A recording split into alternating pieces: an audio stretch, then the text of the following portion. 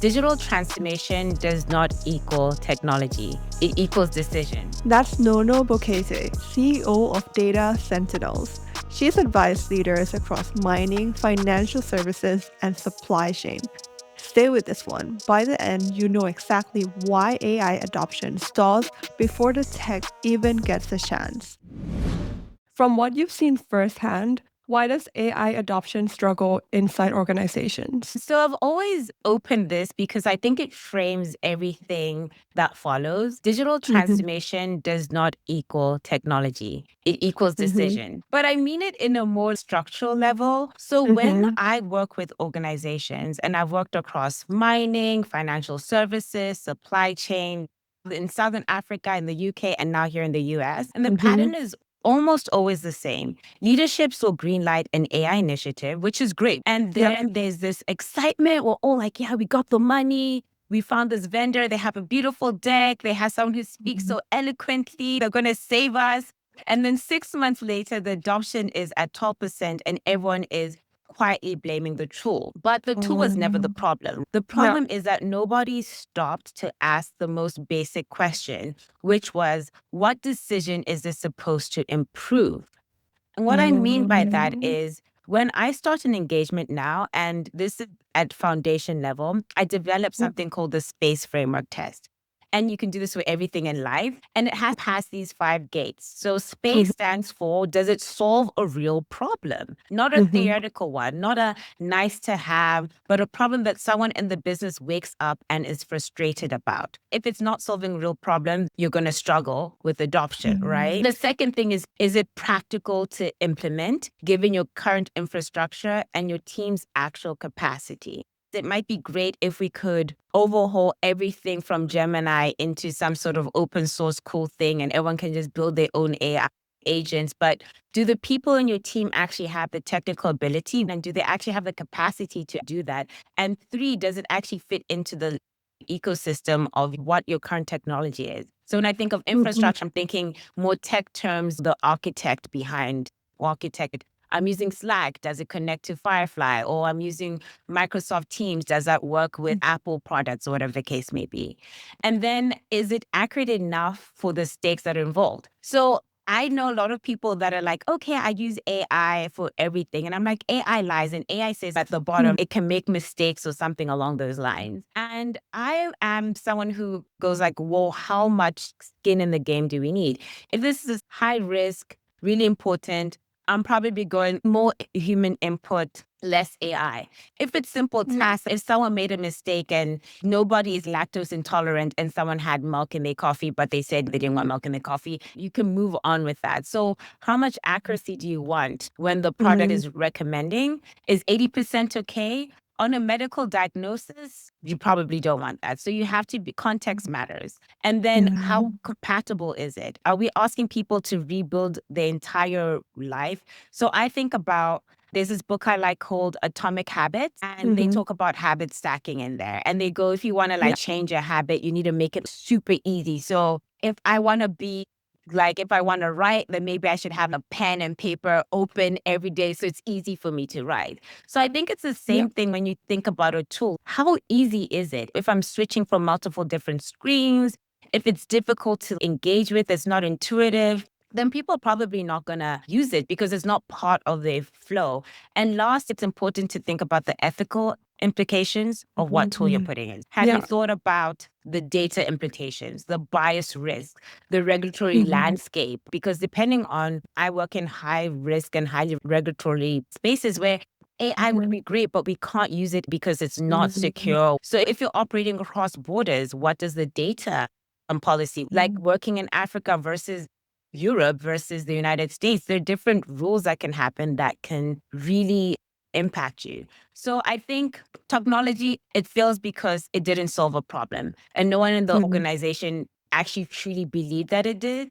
And the technology probably could have been impressive, but I think that if you're not answering those 5 questions, that's probably the reason why you're just not going to get it across the line. And that's how I look at it. Definitely. I think you mentioned decisions and making sure that technology is enhancing our ability to make decisions and not just doing something that seems like it's improving our workflow, but it's actually not. And sometimes it's making it worse because these may be decisions that are high risk, like what you talked about. And if it's in an industry where it requires human input in the loop at a certain point using AI as well, I feel like all of these things need to be thought first before you implement AI and choosing which tool you want to do. Yeah, I really agree with you. Quick pause. If this kind of conversation is useful for you, hitting subscribe means you catch the next one.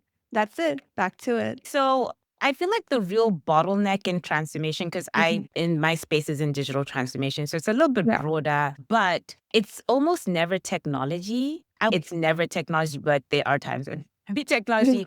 It's really the behavior of the people at the top. And I say this with love as someone who's also made mistakes myself, like implementing and just, especially in the beginning of my career, I'm like, this tool, it's like it's a no-brainer. Why are we even having a conversation? Just use it and thank me. But I sit in rooms with leaders and I coach some of them and I respect them and I feel like I continue to be one of them, right?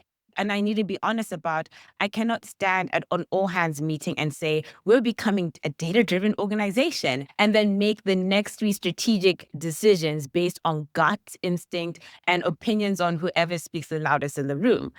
Whatever you're doing, everyone is watching. Right now, if you're in a meeting and you say that we only work on reports, we only want to input on reports, and you don't have a report in front of you, are you really inputting on report? I don't know. I just feel like I've seen this across a lot of sectors. A CEO will champion an AI driven credit scoring, but then override the model when a big client's application comes through because I know this person and they're a good fit. And in retail, it's the same sort of thing. You might invest in a demand forecasting tool and then ignore the forecast. So when I work with leadership teams, I ask them very uncomfortable questions like, what did you decide differently this week because of data or AI?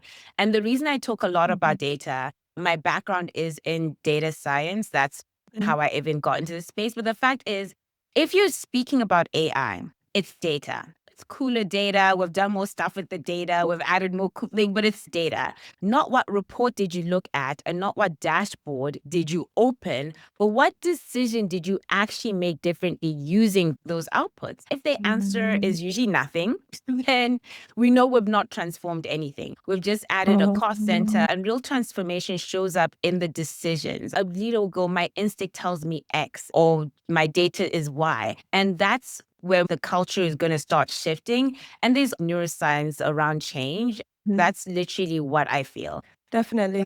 It would have to impact the decision making of the leader for us to be able to say that, oh, we've had digital transformation in this company. If you're still using just your gut instinct, it means that it didn't work and you should rethink your digital transformation strategy. Yeah, because transformation is not so. In business terms, you'll talk about business improvement and then you'll talk about transformation, digital transformation. Business improvement is usually described as incremental changes. So it's like a step change of, okay, we used to do this, then we did this. But transformation is, we don't even do this anymore. It's completely different, transforming the way things are happening. So if someone is still doing it the old way, then have you really transformed? Yeah. So you've shared before that the brain processes organizational change like a physical threat. How does that actually show up inside a company? Yeah. So I think you've given me a gift by saying this. So there's a part of your brain that processes fear. It's called the amygdala, and it does not distinguish between a lion in the bush and uncertain future at work. So the uncertainty triggers the same stress response. When someone hears we are implementing an AI tool that will handle part of your role, their prefrontal cortex, this is the rational part of your thinking, might understand this as progress. But your amygdala is going to be screaming and saying, what's happening here? Are you trying to replace me? Is my expertise not valued? Do you want to fire me? And it's faster, right? It wins almost every time, especially when leadership does not proactively address the fear. And I think that this is probably a lack on us as leaders because we assume, oh, we've worked many years building trust with our team. We've made changes. AI is just another tool in our toolbox. But this one's a really big tool. Think about watching the news, people getting laid off, and the News has terrible, because it's for clickbait. They'll be like AI leader, blah. So what I would tell every founder, before you roll out any AI tool, you have to answer the question that everyone in the room is asking, but no one will say out loud. What happens to me? If you do not this question explicitly, clearly, and early, your people will answer it for themselves. It's human nature. We'll say worst case scenarios that aren't even there. I don't think that it's a character flaw. I just think that's how our brain operates. We need to protect ourselves. And we're wired to a negativity bias, right? So that's why you hear a lot of people talking about in the morning, say positive affirmations, because your brain is geared to be like, hey, everything is a potential loss. It's potentially not safe for us. So it's universal. Human beings across cultures will always resist. Those people usually are most experienced operators, and they're not resisting change. They're resisting being invisible. So you have to address that fear of change and how it will affect them. So that's the first thing you will have to talk about to your employees and make sure that they're not feeling like they're getting replaced, but it's a tool that can empower them. Yes. I think you have to be very specific here as well. Like, so the problem is, I think with humans, we find it difficult to empathize with other people. And I don't know if technology has made it harder that way, because you don't necessarily have to interact with humans face to face. Screen, we're not physically next to each other. You can't see whether I'm sad or not. I can put a smile on my face, but maybe if you knew me, you'll see I'm maybe withdrawn. And the reason I'm saying this is when you're having those conversations to address people's fears, you have to be empathetic.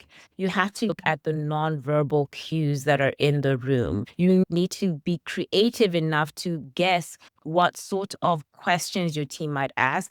If you're not creative enough, then use your AI chat, whether it's Claude or whatever you're using. Explain to it, hey, we're implementing this. I think I'm going to get resistance. Can you maybe give me top 10 things that people might ask? You can implement boxes where people can put in their concerns, and you can address it that way, because maybe they don't want to. I don't admit that I'm scared in front of Jacob there. So, yeah. No one wants to show their own fear, even though it's very human to feel that fear towards change. Yeah, I agree. Yeah. And think about your own life as well, right? I feel like I have to be more brave to say I don't know, or I'm worried, or I have concerns. And I don't know where that comes from, because I feel like nobody knows everything. Like, why? Of course I don't know. And of course I'm scared. And of course I'm nervous. So yeah, I agree with you. So at the board level, what conversations about AI governance needs to happen sooner? Okay, on the governance side, boards consistently underestimate three things. The first is accountability gap. So when the AI makes a decision that goes wrong, and it will eventually, who is actually responsible? Is it the data team? Is it the vendor? Is it the CEO? Is it the board? Most organizations have not answered this question, and they will answer it until something goes badly wrong. And at that point, it becomes a crisis instead of a governance matter. So I push boards to define accountability frameworks before implementation and not after the incident. So worst case scenario, like if this thing did something crazy, who we saying is accountable for it. The second thing is boards underestimate the ethical complexity that is especially acute in markets like Southern Africa, where I spent most of my career. The data infrastructure is actually different, and the regulatory frameworks are still maturing. So the population that AI models are trained on often does not reflect the population that they're being deployed to serve. That's the reality on the data that it's trained on. So when you are working with that ethical complexity, it's like someone is using this tool and it doesn't reflect the day-to-day decisions and lives of the people that it's using. It can actually cause some problems, right?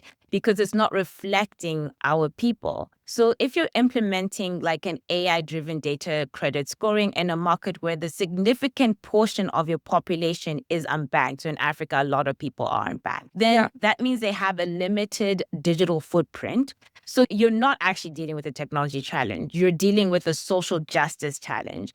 And a board needs to understand that because the reputational and regulatory risks are actually quite enormous, right? So if we're just going to do credit scoring, you're going to basically exclude a lot of people. And then the third thing is that founders also struggle with the speed and the mismatch of the speed, right? So technology can be implemented in weeks. And I've seen teams deploy AI tools in sprint cycles. And the reality is, if you're a founder, deployment of AI means I went online, I Googled an AI tool, I put my credit card details and I paid for something, or maybe I didn't even put my credit card details. I got a free tool and I downloaded it, and I have implemented AI into my team. And founders particularly underestimate, okay, fine, you've built this company, you live in this future, change is exciting for you, but for 80% of your organization, change is not exciting and it's destabilizing. And this is a hard lesson. I am still learning. I have people in my current team where it's like, I don't get why this isn't fun and exciting for you. You can see it's stressful for them. And having to think about how do I deploy my technology at speed, and then but then also I'm expecting that adoption is going to be at the same speed, and that's not true, right? You're going to be disappointed, you're going to overwhelm your teams. So you have to deploy at the speed of technology, but support at the speed of humans. I think you're completely right, because I think the excitement that founders have typically very fast. Okay, let's just test it. Let's test something new. This is amazing. So exciting. But if you have to speak to an employee, they'll have to think about the implications of what about this tool? Would replace me? And you're talking about addressing that human layer first is completely right, because I think that's the kind of mismatch between speed and things not exactly going right in terms of execution. Yeah, I 1000% agree. It's something I'm still working on. I'm saying this from experience, trying to get it right. I don't have it right. I think we're all working on it. So, what's one decision founders should approach more deliberately when implementing AI? If I had to just say one, I would say make it safe to experiment and fail. Okay. Remember, I mentioned when you talked about neuroscience, like the resistance to change. You're like, oh, I'm scared. Oh, this is going to replace me. And humans have a negativity bias. So you're going to have to make your space a place where people go, we can fail fast. Don't put it on the wall. Be like, oh, we'll fail. Organization. The team needs to have tried, failed, and we'd learn from it. No one got fired. No one got blamed. You have to really walk the walk and talk the talk. Tools are so different. And sometimes the guy with the pretty pitch deck has really made you go, I actually want to try this. And the founder, if you're like me, you're like, I think we should try this. So we need to be able to, okay, we're trying this. It doesn't work. We made a mistake, move on. So that would be the one thing that I'd say people need to keep at. So, just getting that mindset that you can try and fail at a new tool and it means nothing. It's just another learning process toward finding the right tool for your organization. Exactly. So, over the next 3 years, what will separate organizations that adapt confidently from those that hesitate in terms of AI? I think confident organizations connect every AI initiative to a decision that actually matters to the business. And it's not a vanity metric. It's not that we want to be AI first. It's a real decision. Something like we're losing customers at the renewal stage and we don't understand why. And AI can help predict churn, risk with 90 days before the renewal, or whatever the case may be. I feel like organizations that are confident with implementing the AI initiatives, they're going to actually outpace and outproduce other competitors. Don't wrap your organization with AI. I think it's really about being very simple, right? Keep it stupid simple. You don't have to send 1,000 emails saying, oh, we're rolling out this tool, we're doing this and thingy. Just sit down with your teams and the problem we're trying to solve. Here's what we believe we'll be doing it. Let that be part of everyone's ethos of why we're doing this. How is it actually helping? Why am I using this? If it's going to save time, yes, it's going to save time for the task. but it's going to create time for you to think. It's going to create time for you to be creative. It's going to give you time to connect. And I think that if organizations are able to do those two things, confidently have those AI decisions tied in, as well as have people come along with that, they will, in the next 5 years, be the only organizations that are running compared to the ones that will be left behind because they didn't keep up. Yeah, I love what you said about keeping it simple. I think when you try to make things overly complex, it's harder to get everyone on board. But if you keep it simple and you keep it human and you're actually solving a problem with AI, you will go way further than those who send out tons of emails. We're implementing AI and everyone is scared, essentially. I believe that. Thank you so much, Nono, for coming on the podcast and for sharing all of your insights. Thank you so much for having me. You can read more founder stories like this at techforfounder.com.